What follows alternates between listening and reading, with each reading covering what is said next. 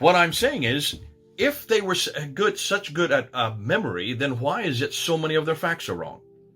Why is it they got so much of what they were saying? Just take a look at the setting that they're referring to concerning Muhammad himself. Just take a look at what they say about Muhammad from the 9th and 10th century traditions. If it's all dependent on qussas, why is it that they got the wrong environment? They have the wrong culture. They have the wrong topography. And they have the wrong Arabic.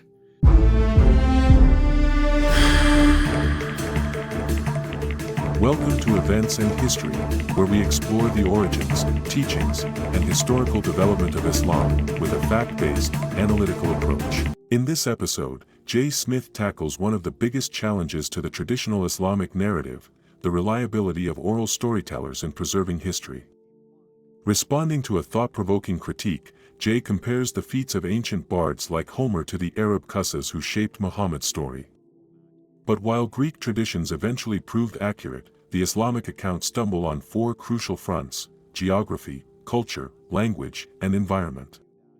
Could it be that the Muhammad of Islamic tradition is less a 7th century figure and more a 9th century construct, retrofitted into history?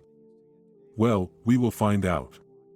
Let's watch Jay as he exposes why the search for the real Muhammad is like searching for Waldo. You keep looking, but he's nowhere to be found.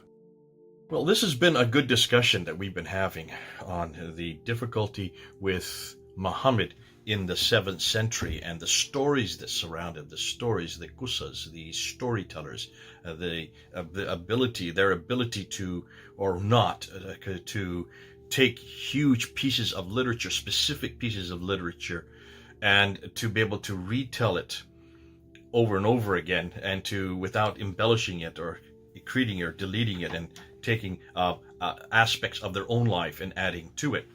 And a good response came from Peter Shearer. I don't know Peter, I've never met him before, but he gives a response, and it's a very long response, so I'm not going to read all of it, but I'm going to read the first two paragraphs because I think they actually embody exactly his problem. He says this: "Hi Jay, as usual, you have decided to comment on an interesting topic. More so for me because your discussion relates to something I studied intensely at university back in the 1960s, so you're even older than I am. Homer and the bardic tradition. Although I seldom hear you say anything with which I disagree, in this case I do a bit. Homer was thought to have invented most of what he said about the Trojan Wars. For instance, scholars of Greek history said the armor described by Homer was an invention. It looked like a beehive and protecting everything except the foot region. The scholarly rationalization was this was Homer's explanation of why Achilles would eventually fall. His heel was vulnerable. Well, it turned out that somewhere in the late 19th or early 20th century, examples of the beehive armor were found. Homer was right. Similarly, the hive-shaped boar's tusk helmets were supposed to be an invention until one of them was found.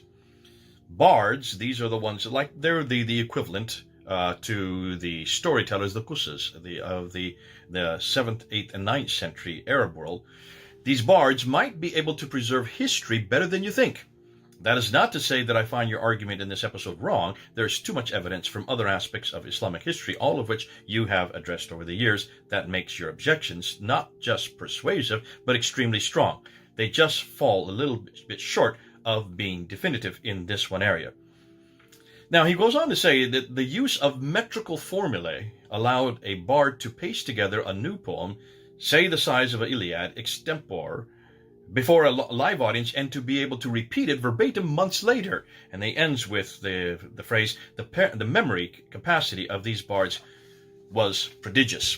And I would agree. That is something that we're coming into, and it's fascinating that the bards of the old age were able to do this, and I don't at all negate that. The difficulty is to take what was happening there with the Iliad in Greek tragedies and all the rest, and then to bring and transpose it into the setting of the 7th and 8th century, or up to the 9th century, because while I have no doubt that memorization was used, and certainly the qussas were great at memorizing, they certainly could. No one suggests they can't. No one is saying so, and I don't say so. What I'm saying is, If they were such good at memory, then why is it so many of their facts are wrong? Why is it they got so much of what they were saying? Just take a look at the setting that they're referring to concerning Muhammad himself. Just take a look at what they say about Muhammad from the 9th and 10th century traditions. If it's all dependent on qussas, why is it that they got the wrong environment? They have the wrong culture. They have the wrong topography. And they have the wrong Arabic. All of these 4 different areas, you can see we're now finding out that that Arabic is from much further north. The topography of what they're referring to, the geographical locations in the Quran, are from about 600 miles further north. As far as the environment and also the culture is wrong because it's not the culture that you would have expected from a 7th century nomadic culture. And this is the second area. When you look at the traditions and you look at the sophistication within this world of Muhammad, look at all the rules and regulations, look at all the laws. They're intrinsic to an urban culture. I remember when I was taking my course with Dr. Gerald Haunting back in 1994, and this is one of the first things he said when he says, when you look at the Quran, when you look at the traditions, when you look and see what Muhammad was doing, all these sophisticated rules, these rules would make sense in an urban environment, a large city environment, but don't make sense in a nomadic environment, which is what the Hijaz would have been like in the 7th century. There were no big cities in the 7th century. There was no Mecca. Even Yathrib was nothing more than a hamlet. Taif the same way. These were not big metropolises.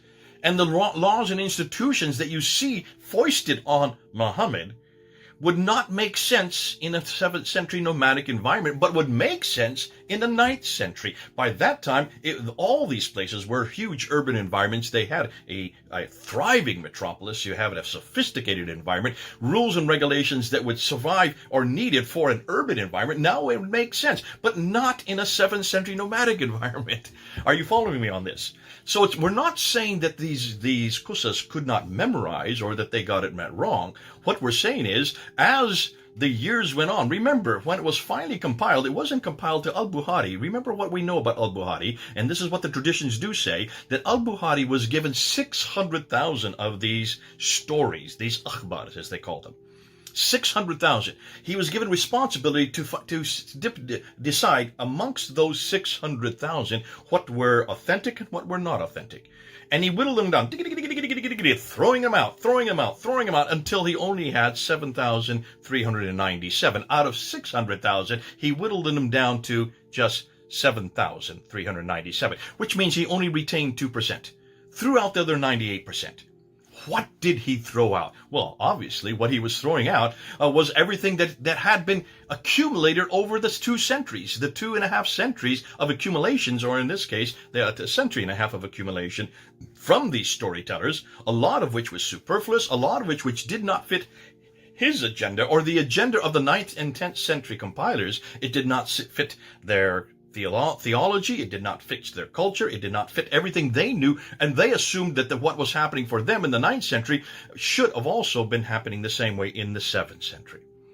Because they were not doing the whole historical studies, the cultural studies that your professors did in the 1960s when you took their courses. And that's why today, with these kind of eyes, looking for the culture, we realize that these storytellers did create an enormous amount of overlay.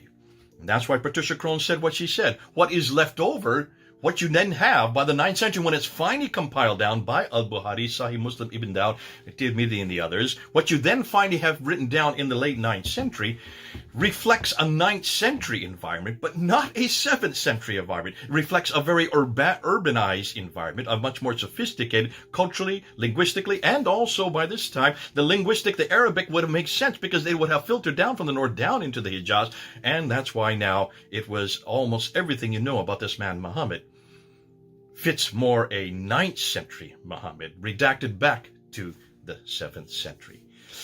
Boy, that's an awful lot. I'm sorry I didn't need to go that long. But can you see why? These are good questions. I'm glad. Thank you so much, Peter Scheer, for bringing this up. Yes, you are right. The bards way back in the days of Homer, when they were writing the Iliad, they knew their material. The bards are famous for that. So are the qussas are famous for knowing their material. And so are the griots in West Africa, famous for knowing their material. It's just their material did not fit the culture, the context, because it wasn't meant to. That's not what their purpose was for. It was meant, in the case of the griots, it was more for entertainment. But in the case of the qussas, who then were the repositories of the stories of Muhammad, by the time it was finally written down, there was another agenda. And this agenda was to create a man in a place for a time and for as a model and paradigm for all of Islam. That's why it took 160 years to 200 years to finally write it down. Good. Hope that helps.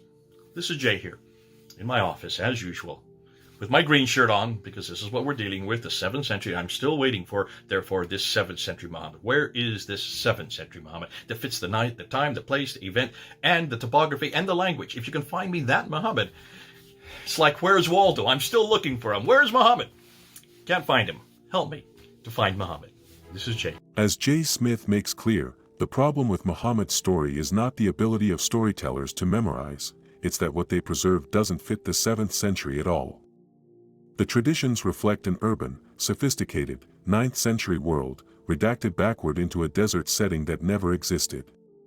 Wrong geography, wrong culture, wrong language, wrong environment, none of it matches the time Muhammad was supposed to live.